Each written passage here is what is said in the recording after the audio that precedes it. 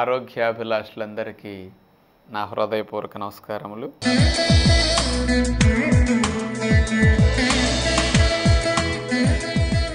ఈరోజు మనం జుట్టు ఓట్టం తగ్గాలంటే ఏం చేయాలో చెప్పుకోబోతున్నాం. ఇక ఈ మాట వినేసరికి అందరూ చెవులు ఇట్లా పెట్టుకు వింటారు, ఏం చెప్తారా ఆయనని. ఎందుకంటే ఎన్ని జబ్బులుండి ఎన్ని బాధలు పడుతున్నా వాటి సలహాలు చెప్తుంటే ఇట్లాగే వింటారు, కానీ ఇలా వినరు. మనిషికి జుట్టు అంటే ప్రాణం. ఎన్ని జబ్బులుండి ముక్కుతూ మూలుగుతున్నా నెత్తి మీద అంత నల్ల జుట్టు ఉంటే చాలు వీళ్ళకి, అంత ఇష్టం బొచ్చు అంటే. ఎందుకంటే ముసలోళ్ళకు కూడా 70-80 ఏళ్ల వయసులో కూడా రంగేసి అట్లా జుట్టు బాగా ఉండాలని కోరుకుంటుంది. ఎందుకంటే అది ఒక్కటి ఉంటే ఈ ముఖంలో ఉండే తప్పల సొట్లేం పెద్ద కనపడకుండా కాస్త కవర్ చేస్తుంది. అది కాస్త లేదనుకోండి ఇవన్నీ అసలు రూపాలు బయటపడతాయి. అందుకని మనిషికి అంత ఇష్టం జుట్టు అంటే. ఇప్పుడు నేనేం చెప్తానా, రాజుగారు ఏం చెప్పినా బాగా రిజల్ట్స్ వస్తాయి అనుకుంటారు. ఈ విషయంలో పెద్ద ఎక్కువ ఎక్స్పెక్ట్ చేయకండి. అదేదో తెలిస్తే నా జుట్టే ఊడేది కాదు కదా. ఇక నేనే చెప్పాల్సి వస్తున్నది, నాకే జుట్టు రాలేదు. మరి జుట్టు అనేది వారసత్వ లక్షణం. మనకి తల్లి నుంచో తండ్రి నుంచో విత్తనాలు వస్తుంటాయి కదా. కొంతమందికి తల్లి స్టాంపులు పడతాయి. అమ్మని చూస్తే పిల్లని చూడక్కర్లా, పిల్లని చూస్తే అమ్మని చూడక్కర్లా. కొంతమందికి తండ్రి స్టాంపులు పడుతూ ఉంటాయండి. అచ్చంగా అచ్చుగుద్దినట్టు అబ్బన మోలుతారు పిల్లలు. కొంతమందికి అమ్మాయి సగం అబ్బాయి సగం కలిసి వచ్చేస్తాయి పిల్లలకి, ఇదొక రకం. కొంతమందికి తాతలై మేనత్తలై మేనమామల స్టాంపులు పడతాయి. ఇంకొంతమందికి ఎవరెవరి స్టాంపులో ఉంటాయి, అడ్రస్లు ఉండకపోవచ్చు. ఇట్లా ఈ విత్తనంలో ఏది ఉంటుందో దాన్ని బట్టి ఆధారపడి ఉంటుంది. ఈ జుట్టు అనేది రింగులుగా ఉండాలా, నక్కులుగా స్పీడ్ బ్రేకర్ లాగా ఉండాలా, ఏదో ముళ్ళ పందిలా 90 degrees ఉంటుంది. కొంతమందికి డ్రై చేసినా వంగదే అది, అలా జుట్టు ఉంటుంది. ఎవరికి ఎలాంటి జుట్టు అనేది విత్తనంలో రాసి ఉంటుంది.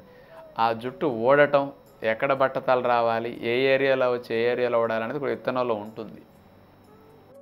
అందుకని ప్రధానంగా జీన్స్ ఎఫెక్ట్ మన ఎక్కువగా శాసిస్తూ ఉంటుంది జుట్టు విషయంలో. ఇప్పుడు నా విషయానికి వస్తే, మా నాన్నగారికి వెంట్రుకలు ఎట్లా ఉంటాయి, సేమ్ అచ్చుగుద్దినట్టు అట్లా వచ్చేసాయి. కాళ్ళ మీద కానీ చేతుల మీద కానీ ఈ భాగంలో ఉండే వెంట్రుకలన్నీ కూడా అట్లాగే వచ్చాయన్నమాట. వారికి తల మీద ఊడిపోయింది, ఈ చుట్టుపక్కలంతా కూడా తెలుపు వచ్చేసింది. మాకు అట్లా అచ్చుగుద్దినట్టు వచ్చేసింది. 25 ఏళ్ల నుంచి బాదం పప్పుల మీద బాదం పప్పులు తింటూ ఉన్నా, జీడిపప్పులు తింటూ ఉన్నా, ఊడిన దగ్గర మొలవట్లా మాకు మళ్ళీ. ఎందుకంటే విత్తనం అట్లాంటిది, ఏం చేయాలి మరి. ఈ మధ్య 4-3 ఏళ్ల నుంచి కూడా జుట్టు తెలుపు ఎక్కువ వచ్చేసింది నాకు. ఇప్పుడు మా టీవీలో వచ్చే మీ ఆరోగ్యం మీ చేతిలో కార్యక్రమాలు చూస్తే అక్కడ జుట్టు నల్లగా కనపడుతుంది. అది 8-9 ఏళ్ల నాడు 10 ఏళ్ల నాడు రికార్డ్ చేసిన ఆ కార్యక్రమాలన్నీ. అప్పుడు రాజుగారు రంగు వేసుకున్నారు, ఈ మధ్య రంగు వేయటం మానేశారు అనుకుంటారు ఈ కార్యక్రమాలు చూస్తే. అవి రంగేయాలి, అది ఒరిజినల్గా ఉన్నది. కానీ అప్పుడు ఉంది 5-10% జుట్టు తెలుపు, కానీ మీకు కనిపించదు. అది కెమెరాల్లో నల్లగా కనిపిస్తుంది. కానీ ఈ మధ్య 3-4 ఏళ్లలో ఒకేసారి ఎక్కువగా పెరిగిపోయింది తెల్ల జుట్టు. మరి ఎన్ని ఆహార నియమాలు పాటించినా ఇది ఆగల. మరి ఏది లోపం చేయకుండా మంచి ఆహారం తింటున్నాం, చెత్త తింటలేదు, అయినా సరే ఇది ఆగలేదు, ఇది రాలేదు. కానీ వారసత్వంగా బట్టతలు రావాలని జుట్టు ఊడిపోతే అది మనకు రాదు. కానీ కొన్ని తప్పులు మనం చేయటం ద్వారా జుట్టు ఊడిపోయింది అనుకోండి, దాన్ని తెప్పించవచ్చు. అది మీకు నేను చెప్తాను. ప్రతిరోజు సుమారుగా ఒక 100 వెంట్రుకలు ఊడిపోవటం ఆరోగ్య లక్షణం. ఊడిపోయిన 100 వెంట్రుకల ప్లేసులో కొత్త వెంట్రుకలు ఒక 100 తిరిగి పుడుతూ ఉంటాయి. ఊడేవి 100, పుట్టేవి 100 ఉంటే జుట్టు ఒత్తుగా చిక్కగా ఉంటుంది వాళ్ళకి. కొంత వయసు పైబడే కొద్దీ 25 ఏళ్ళు 30 ఏళ్ళు దాటిన దగ్గర నుంచి కొంతమందికి వారసత్వ లక్షణం కనుక తోడైతే ఊడేవి 100, పుట్టేవి 50. ఇక జుట్టు పలచబడుతూ ఉంటుంది. ఇక అంటే ఊడే ఎక్కువ ఉంటాయి, పుట్టే తక్కువ ఉంటాయి. అందుకని ఇక వాళ్ళకి పలచబడిపోతూ కొంచెం మాడు కనపడుతూ ఉంటుంది. ఇది రెండవ రకం. కొంతమందికి ఊడే 100, పుట్టే 0. ఇక పైన బట్టతలు వచ్చేసి రన్వే లాగా నున్నగా అయిపోతుంది అనమాట. ఏదో మైదానంలా ఉంటుంది ఇక అది. ఇది ఇంకో రకం. కానీ మనం చేసే కొన్ని తప్పుల వల్ల జుట్టు కనుక ఊడింది రావట్లేదు అనుకున్నప్పుడు మనం మారాల్సిన విషయాలు 2. ఒకటి, కొంతమంది బరువు తగ్గాలనో డైటింగ్లు చేస్తుంటారు. వీళ్ళకి జుట్టు ఊడిపోతూ ఉంటుంది ఎక్కువ డైటింగ్లు చేయటం వల్ల. అంటే డైటింగ్లు చేసేటప్పుడు కొంతమంది అన్నీ తక్కువ తింటారు కదా, ఆహారం చాలక, అంటే ప్రోటీన్ డెఫిషియన్సీ వల్ల జుట్టు ఊడిపోతుంది. కొంతమంది ఆహారం తింటారు కానీ అసలు మాంసకృతులు వాళ్ళ ఆహారంలో సరిగా ఉండవండి, ప్రోటీన్ సరిగా ఉండదు. ప్రోటీన్ డెఫిషియన్సీ వల్ల కూడా జుట్టు ఊడిపోతే తిరిగి మళ్ళీ పుట్టదు, ఈ లోపం ఉంటుంది. కొంతమందికి అజీర్ణ సమస్యలు ఉంటాయి, తిన్నది అరగదు, ఆకలవదు, ఏదో ఇంత దీన్ని లేచిపోతుంటారు కడుపు బాగోక. అలాంటి వారికి మళ్ళీ ఊడిపోతే తిరిగి పుట్టే అవకాశాలు తగ్గుతాయి మళ్ళీ. ఇది ఒక కారణం. రెండోది, కొంతమందికి తలలో చుండ్రు వచ్చి ఆ ఇన్ఫెక్షన్ కారణంగా జుట్టు ఊడిపోతూ ఉంటుంది. రోజు చుండ్రు ఇబ్బంది పెట్టే వాళ్ళకి మళ్ళీ జుట్టు తిరిగి వచ్చే అవకాశాలు తక్కువ ఉంటాయి.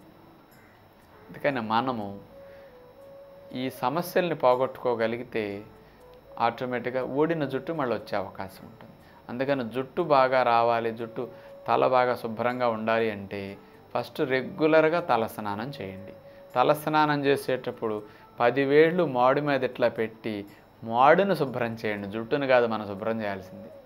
మాడు భాగం మీద dead cell waste, toxins, salts, చెమటలు వచ్చిన వ్యర్థాలన్నీ అక్కడ పేరుకుని ఉంటాయి. ఏ రోజుకి ఆ రోజు శరీరాన్ని శుభ్రం చేసుకున్నట్టు తల కూడా అట్లా శుభ్రం చేస్తే ఇన్ఫెక్షన్స్ రావు, దురదలు రావు, జుట్టు ఊడదు. రెగ్యులర్గా తలస్నానం చేయటం మంచిది మొదటిది. రెండోది, ఆహార విషయానికి వస్తే ప్రోటీన్ డెఫిషియన్సీ వల్ల మనకు ఎక్కువ జుట్టు లోపాలు వస్తూ ఉన్నాయి. అందుకనే మాంసకృతులు బాగా ఉన్న ఆహారాలు మనం తినాలి. ఏమిటవి? మొలకెత్తిన విత్తనాలు, హయ్యెస్ట్ ప్రోటీన్ ఉన్న ఆహారం. మంచి మాంసకృతులు బాగా ఉన్నవంటే మొలకెత్తిన విత్తనాలే.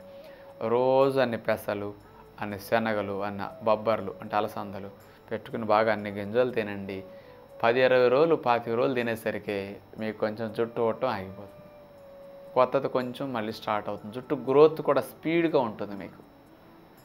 కనీసం ఇన్ని నెలల నుంచి సంవత్సరాల నుంచి నేను మొలకలు తినండి తినండి అంటున్నాను, కానీ చాలామంది తింటల్లా. కనీసం జుట్టు కోసమన్నా తినండి. వీటిని అంత లాభాన్ని ఇచ్చే తక్కువ ఆహారం అనమాట, ఖర్చు తక్కువ అనమాట వీటికి. అది రెగ్యులర్గా ట్రై చేయండి మొలకలు. ఇంకా డబ్బులకి ఇబ్బంది లేకపోతే బాదం పప్పులు ఒక 10-20, కొంచెం సన్నగా ఉంటే ఇది ఎక్కువ వాడుకోవచ్చు. పిస్తా పప్పులు ఒక 20-25. ఇలాంటి పప్పులు ఉదయం పూట మొలకలతో పాటు వాడచ్చు. సన్నగా ఉన్నవారైతే బాదం పప్పు, పిస్తా పప్పులు వాడుకుంటూ దీంతోపాటు వేరుశెనగ పప్పులు కూడా నైట్ నీళ్ళల్లో వేస్తే ఉదయానికి నానతాయి. ఆ నానపెట్టిన వేరుశెనగ పప్పులు కూడా ఉదయం పూట మొలకలతో పాటు వాడుకోవచ్చు అనమాట. ఇలా వాడితే హై ప్రోటీన్ రోజు మొత్తానికి వెళ్ళిపోతుంది అనమాట. మీకు చాలా జుట్టు గ్రోత్కి, జుట్టు తిరిగి రావటానికి అవకాశం ఇది కలిగిస్తుంది. ఇది ఉదయం పూట ఆహారంలో. మధ్యాహ్న పూట రోజు సోయా చిక్కుడు గింజలు ఒక గుప్పిడి తీసుకుని వాటిని నానపెట్టండి 15 గంటలు. నానిన వాటిని కుక్కర్లో పెట్టేయండి, ఉడికిపోతాయి విడిగా. ఆ ఉడికిన గింజలను తీసుకొచ్చి కూరలో వండుకునేటప్పుడు ఆ కూరల్లో వేసేయండి. రోజు బఠానీలు నానబెట్టి వేయం ఆ కూరల్లో, అలా సోయా చిక్కుడు గింజలు వేయండి. అన్నిటికంటే హై ప్రోటీన్ ఉన్న గింజ సోయాబీనే. మనకి పెసల్లో, బొబ్బర్లో, మొలకలు కట్టుకునే వాటిలో ఉంటాయి, కానీ మొలకొచ్చే కొద్దీ డబల్ అయిపోతాయి అన్నమాట ప్రోటీన్, అందుకే ఎక్కువ అవుతాయి. కానీ ఎండిన గింజలోనే ఎక్కువ మాంసకృతులు ఉంటాయి సోయా చిక్కుడులో. అందుకని రోజు ఉడకబెట్టుకునే వీటిని మొలకట్టుకు తింటే చేదుగా ఉండి మనం తినలేం, వికారం వచ్చేస్తుంది. కాబట్టి ఉడకబెట్టుకుని కూరల్లో పడేయమంటున్నాం కావాలంటే. లేకపోతే సోయా బీన్స్ గింజలు కూడా మొలకట్టి కూరల్లో వేసేసేయండి రెగ్యులర్గా. ఇది మంచిదన్నమాట. నెక్స్ట్, ఆకుకూరలు ఎక్కువ తింటే జుట్టుకి చాలా మంచిది. లవణాలు ఇవి చాలా బాగా ఉంటాయి, ఐరన్ బాగా ఉంటుంది. ప్రోటీన్ కూడా మన కందిపప్పు వేసి ఆకుకూరలు వండుకుంటే ఆకుకూరల ద్వారా ప్రోటీన్ కూడా బాగా వెళ్ళిపోతుంది. ప్రతిరోజు ఆకుకూర, కందిపప్పు కానీ పెసరపప్పు కానీ వేసి వండండి. ఇంకొక కూరలో సోయా చిక్కుడు కొంచెం వేసేసేయండి. ఇట్లా కనుక తిన్నారంటే 20 రోజులు, నెల రోజుల్లోనే మీకు చేంజెస్ మొదలవుతాయి అన్నమాట. పిల్లలకు కూడా ఇలాంటి ఆహారం పెట్టారంటే మీకు జుట్టు కోసం మీరు వీటిని తినొచ్చు, కానీ మీకు జుట్టు ఒకటే వచ్చి ఆ లాభాన్ని ఇచ్చే మిగతా వాటిని వదిలేదు.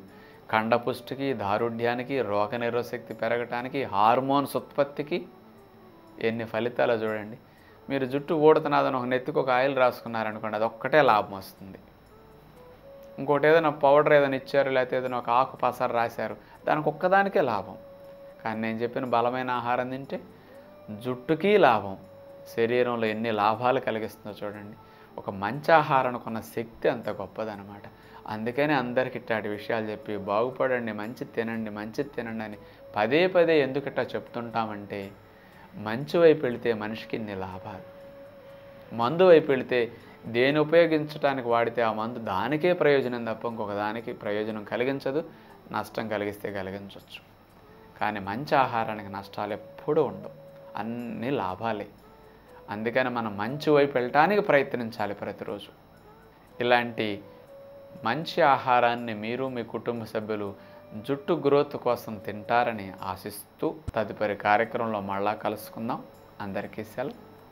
నమస్కారం.